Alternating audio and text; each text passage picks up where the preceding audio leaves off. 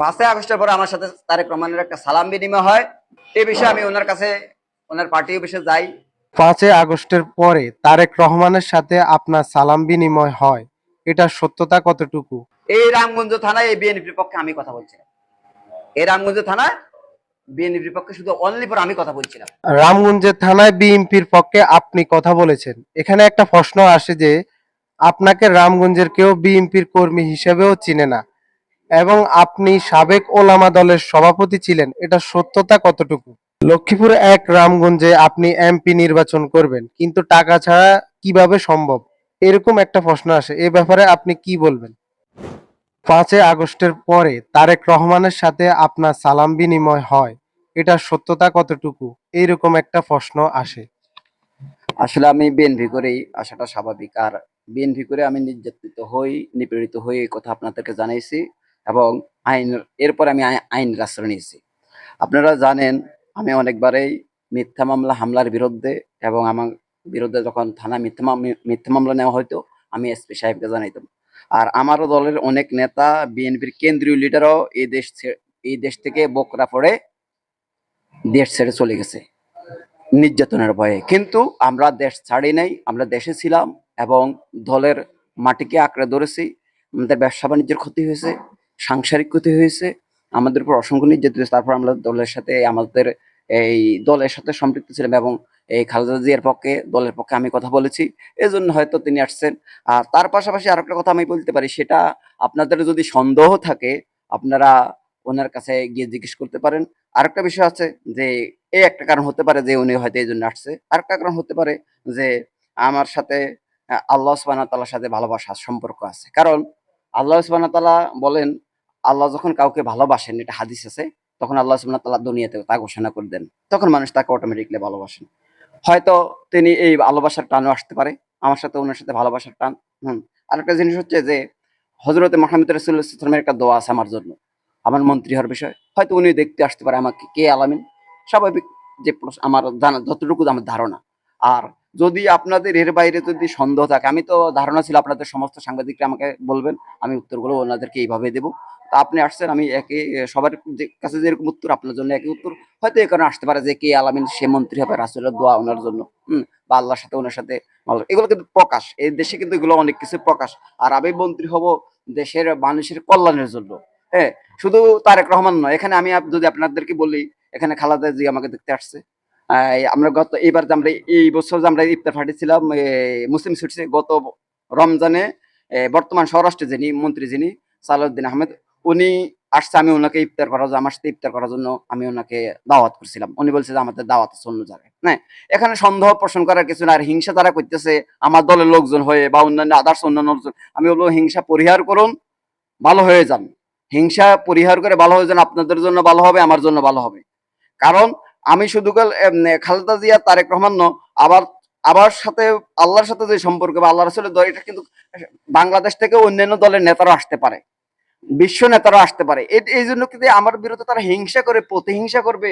এখানে এই সত্য মিথ্যা এগুলা কিন্তু এই যারা এখন বোগরা পরে এই দেশ ছেড়ে পালিয়ে গেছে, এখন আর তারা আসে এগুলা বলতেছে, এগুলা কিন্তু তাদেরকে পরিহার করতে বলবেন। রামগঞ্জের থানায় বিএনপির পক্ষে আপনি কথা বলেছেন। এখানে একটা প্রশ্ন আসে যে আপনাকে রামগঞ্জের কেউ বিএনপির কর্মী হিসেবেও চিনে না এবং আপনি সাবেক ওলামা দলের সভাপতি ছিলেন, এটা সত্যতা কতটুকু? এটা হচ্ছে 5ই আগস্টের পরে যারা আসি নতুন নতুন কমিটি গঠন করছে, এরা এই ধরনের নেতাকর্মী। কারণ এরা এই দেশে ছিল না, এরা ছিল পলাতক আসামি। পলাতক না, এদের বিরুদ্ধে মামলা যাওয়ার আগে এরা দেশ ছেড়ে চলে গেছে। তো এদের কথা স্বাভাবিক এরমে আসতেই পারে।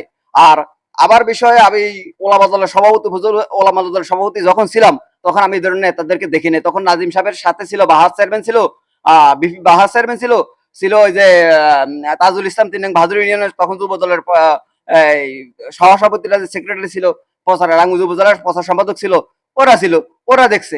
বা নাজিম সাহেবের ভাতিজা ছিল, যে ওনার কাছে জিজ্ঞেস করে যে আলামিনকে নাজিম সাহেব বলছে কিনা যে ওলামা দলের সভাপতি দেওয়ার জন্য। হ্যাঁ, এরা হলো পলাতক আসামি। এদের এদের সাথে আবার সাথে আমি তো এদের সাথে দেখাই করি না।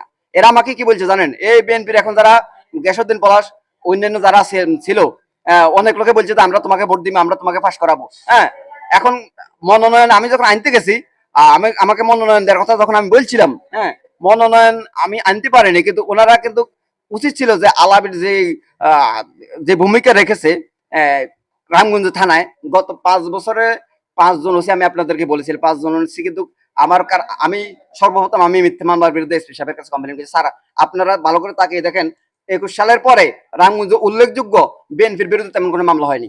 মামলা হয়েছে দেখেন, উল্লেখযোগ্য তেমন কোনো মামলা হয়নি বিএনপির রাজনৈতিক ভাবে। কারণ রাজনৈতিক প্রতিহিংসা দূর করার জন্য আমি রামগঞ্জ থানার সর্বপ্রথম আমি কথা বলছিলাম যে এই দেশের আইন আদালত কোনো প্রতিহিংসার জন্য, কোনো এক দলের জন্য, কোনো কারোর জন্য নির্ধারণ করা হয়। এই দেশের আইন আদালত তৈরি করা হয়েছে মানুষের সেবার জন্য, অসহায় মানুষের পাশে দাঁড়ানো এবং অপরাধীদের বিচার করার জন্য।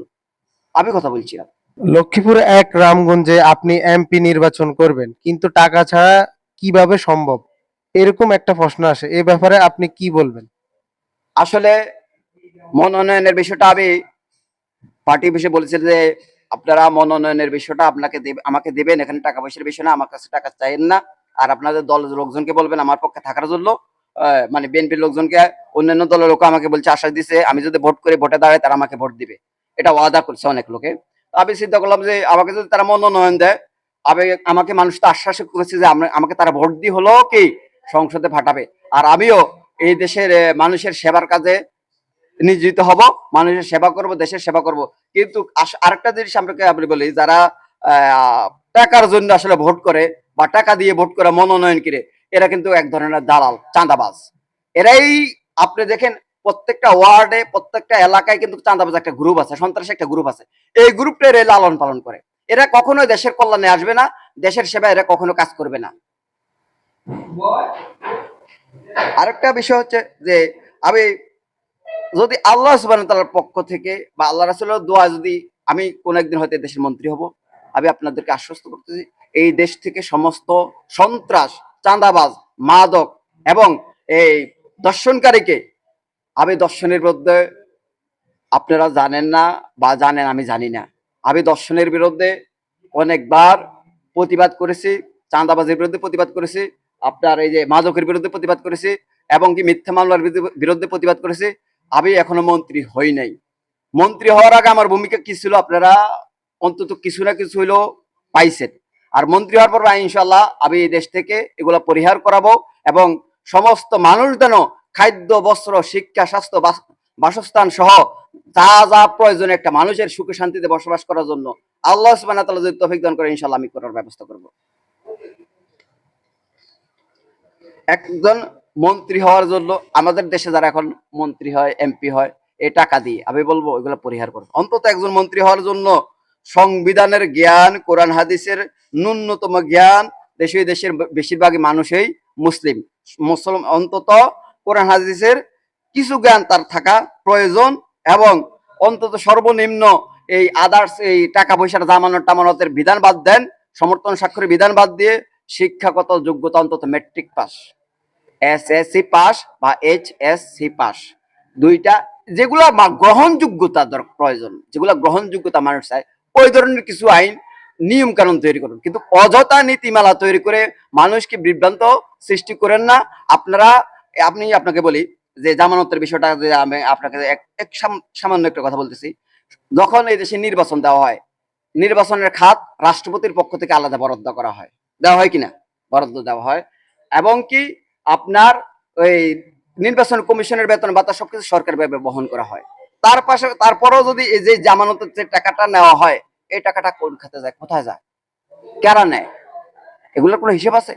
আমি বলবো আইন শৃঙ্খলা বাহিনীকে আপনারা এই সমস্ত দুর্নীতির পাশাপাশি এ বিষয়ে কোথায় এর বিষয়টা কে বা কারা কি করে, কোথায় যায় অর্থ, এ বিষয়ে অতীতে যখন যতগুলো নির্বাচন হয়েছে প্রত্যেকটা নির্বাচনের অর্থ তল্লাশি করুন, তল্লাশি করে এদের বিরুদ্ধে ব্যবস্থা নিন।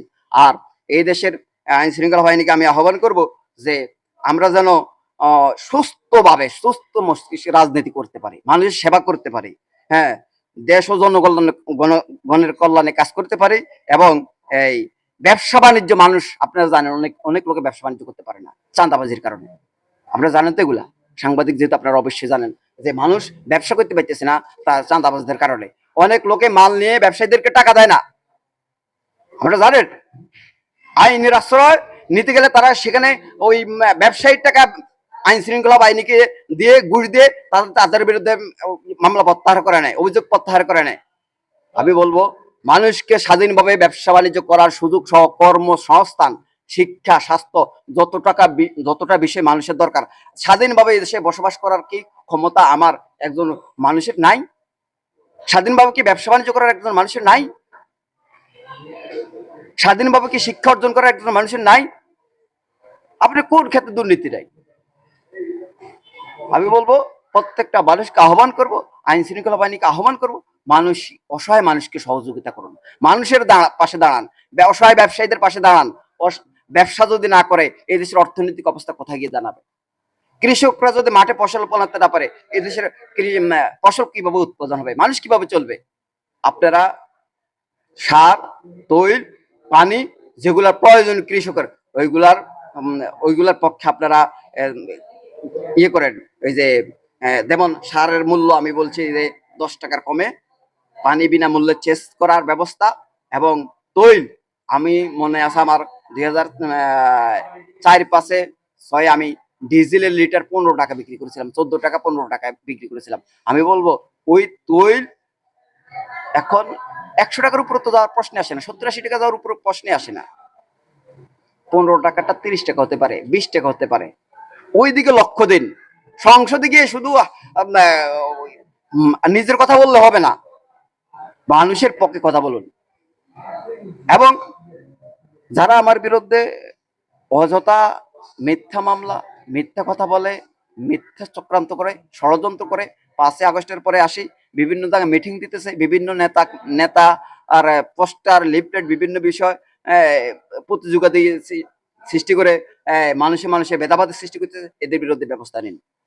এবং আমরা স্বাধীনভাবে মত প্রকাশের সুযোগ আমাদেরকে দিন। আমরা যদি কথা লিগেল বলি, এই দেশের সংবিধানে আছে, কোরআন হাদিসে আছে, আপনি যদি ন্যায্য কথা বলেন, আপনার ন্যায্য কথার পক্ষে অবশ্যই সংবিধানের সমর্থন আছে, আল্লাহ এবং আল্লাহর কোরআন হাদিসে সমর্থন আছে ন্যায্য কথা বলার।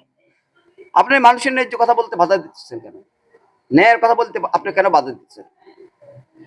আপনারা জানেন এই যে কিছু গ্রুপ আছে, এরা মাদক একটা গ্রুপ আছে, এই চাঁদাবাজ একটা গ্রুপ আছে। এদেরকে যদি আপনি চাঁদা না দেন, মাদক সেবন করতে না দেন, আপনি ভালো না। আবার বিরুদ্ধে কিছু লোক, এখন উচ্ছৃঙ্খল কিছু লোক আছে এরকম, এদের বিরুদ্ধে এই চাঁদাবাজ এবং মাদকের বিরুদ্ধে আমি প্রশাসনকে বলবো, এবং দর্শনকারীদের বিরুদ্ধে আমি প্রশাসনকে বলবো, এরা কে বা কারা, এদেরকে চিহ্নিত করুন, চিহ্নিত করে এদের বিচারের সম্মুখীন করুন। এবং ব্যবসায়ীদেরকে যারা স্বাধীনভাবে ব্যবসা করতে দিতেছে না, মাল নিয়ে টাকা দেয় না, বিভিন্ন পথে বাধা সৃষ্টি করতেছে, বিভিন্ন ভাবে তাদের হুমকি ধমকি দিচ্ছে, এদের বিরুদ্ধে ব্যবস্থা নিন।